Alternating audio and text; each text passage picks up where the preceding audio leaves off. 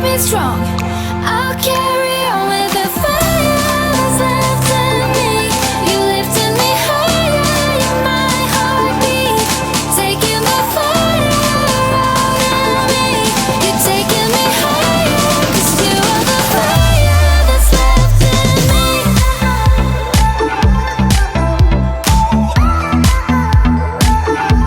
That's left in me.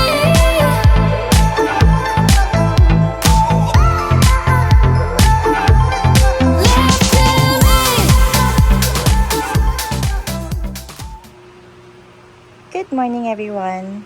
So, are you a new plant parent or a succulent parent? Are you planning to start collecting succulents? So, here are the things or your must-haves before starting your journey with your succulents. There are things that you should always have in your arsenal. So, these are my top favorite things that I always have in my garden. So, if you're a beginner, of course, the first thing that you should have is your soil. If you're a beginner, I would suggest that you start off with a ready mix. There's a lot of ready mix potting soil out there for cactus and succulents, and you can check them out and try them out. But for this one, for me, I use plant culture pH cultured soil. It looks like this one, and then all you have to do, if it's still moist, is that you put it in a tray and you lay it under the sun for at least a day or two, and then pwede nang gamitin. You can now use it. So, if you do not want naman to try out ready mix ones and you wanna go and, all in and make your own soil mix, these are the things that I always have in my, I have a box there of my mediums, of my substrates. Ayan. So, I'm gonna show you what they are. So, the first thing that I have, of course, is pumice, because this one aerates your soil. This one is called Mongo size pumice. There. The second one that you need would be carbonated rice hull. This one is wet, that's why it looks like that. So, right. The next one is cocoa peat. It helps your plant root.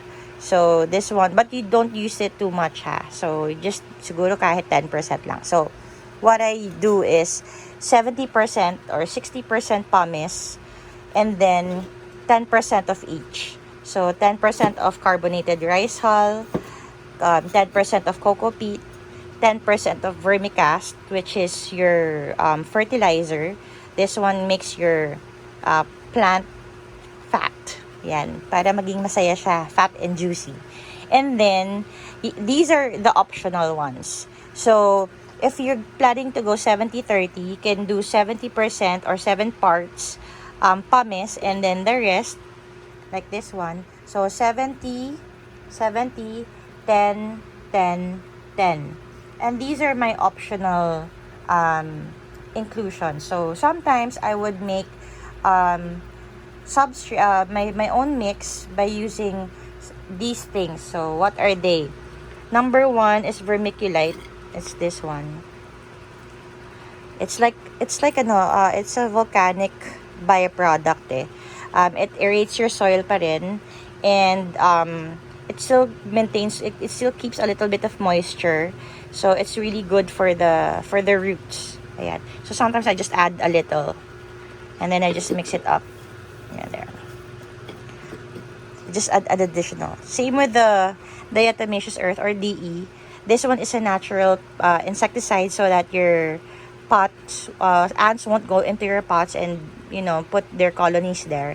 So I just add a hefty sum. I don't really mind overdoing it. There. And then this one is Akadama. Akadama is a soil that actually they use for bonsai.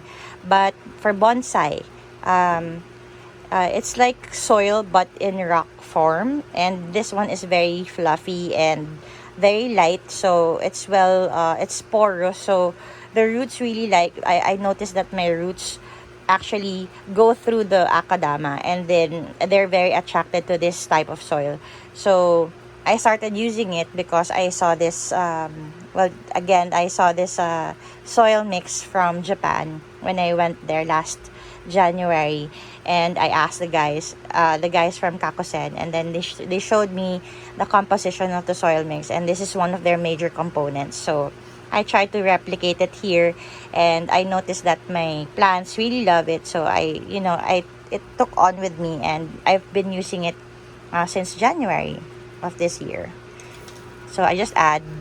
Sometimes what I do, I use 5 cups, 50% pumice, 10, 10, 10, 10, 10.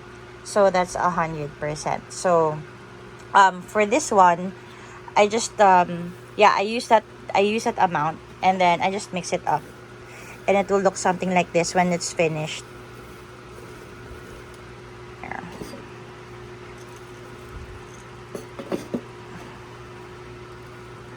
And then you just add a little bit more cocoa peat. Okay, so this is what it's gonna look like. This is my own soil mix. There. It looks very dry, but believe me, when it's wet, it's really nice. It's also a good indicator when your soil is dry, because they turn light into a light color, and then when they're wet, they turn into a darker shade of brown. So it's a good indicator for your soil. So anyways, when you're done with your soil, of course, the next thing that you should have, of course, are your tools. So I have my clippers, or my shears. I have 2 types, just in case, for big stems and for small stems. And then of course I have my prying tool, my mini shovel. Instead of tweezers, I use a Kelly forceps, mainly because this one locks. This one. So when I'm trying to grip into something, it has more grip and it doesn't let go. So I like my Kelly forceps. And of course, for controlled watering, when you're a beginner, it would really help if you would try the syringe method or the controlled watering method to avoid overwatering. My watering method, you can find that video in my other in the same channel, and you'll see my 3 steps of watering, or my 3 types of watering method there. So after your tools, you will now need your chems, or your chemicals. Oh, I forgot.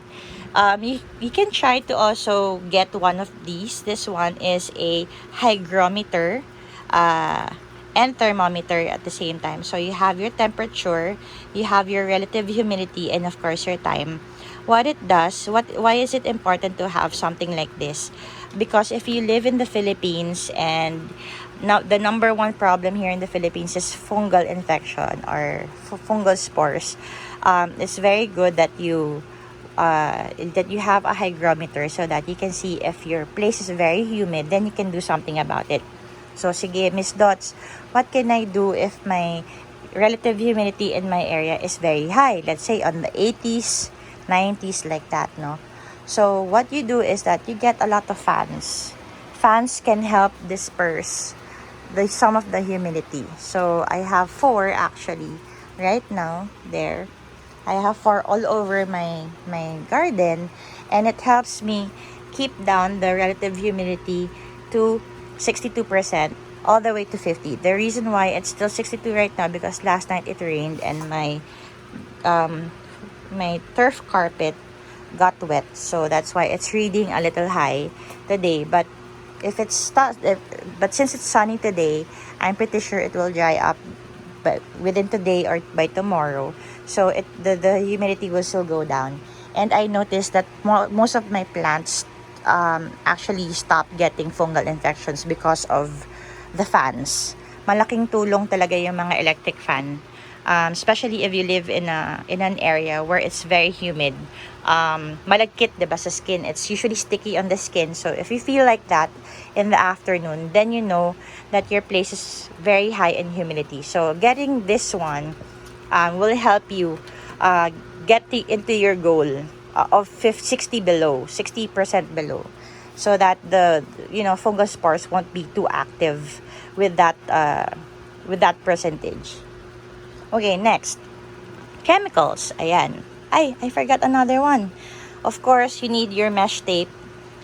This one is for your pots, of course. Syempre, you need a lot of pots. I have my pot section right there. Chanel!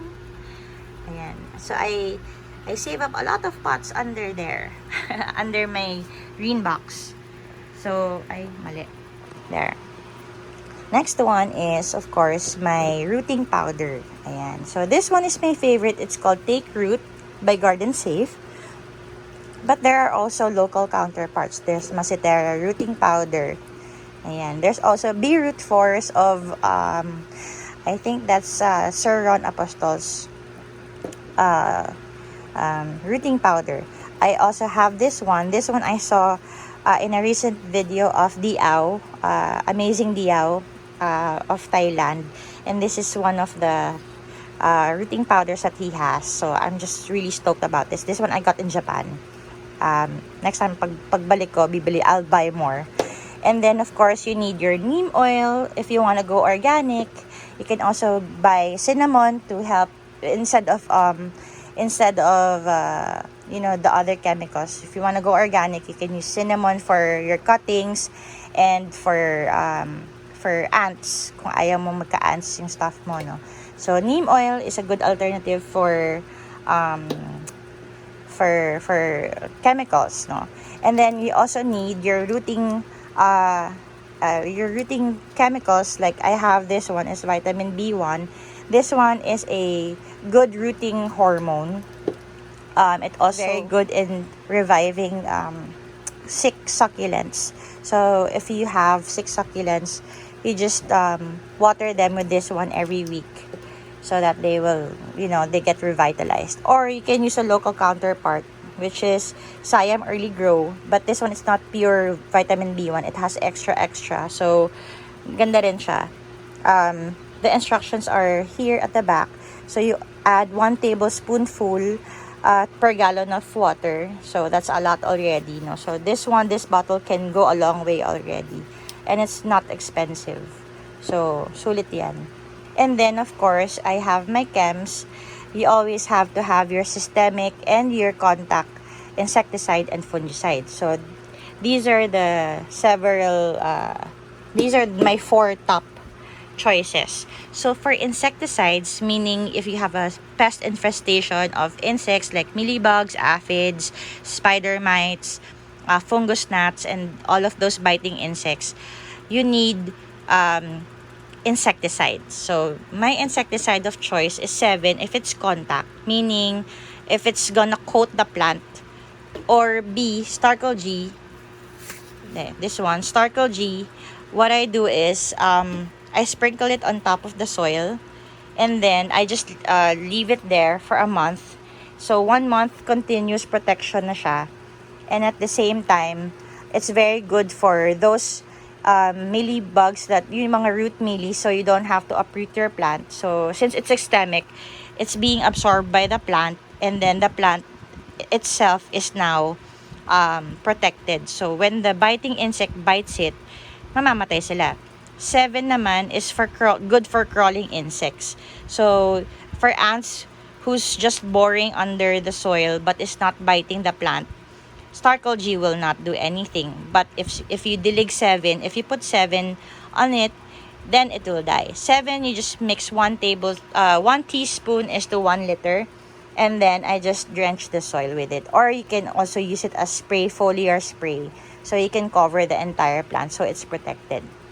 Now for fungicide, these are for fungus, like the black spots that you see on your leaves and stuff like that. If you have a fungal infection, then you go for fungicide. For contact fungicide, I use diethane. There. Again, it's the same thing. It's 1 teaspoon is to 1 liter of water, and then it's used to coat your plant so that it cures the